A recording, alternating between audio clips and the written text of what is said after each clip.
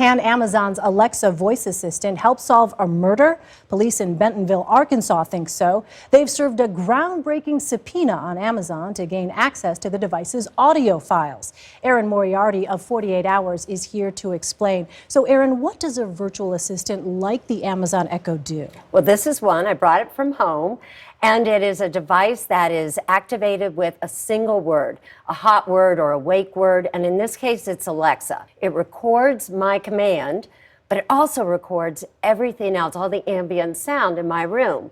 So in this case, in the Arkansas case, the prosecutors are looking at this as a possible virtual witness, hoping that at some time in the night, sometime when this man died, that it might have picked up some sound that can either prove it's a murder or at least give some kind of evidence. So Amazon said in a statement they will not release customer information without a valid and binding legal demand.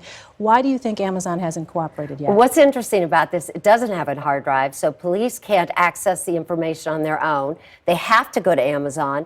You know, if Amazon just handed over that information, who's going to buy it? This was a big seller this year.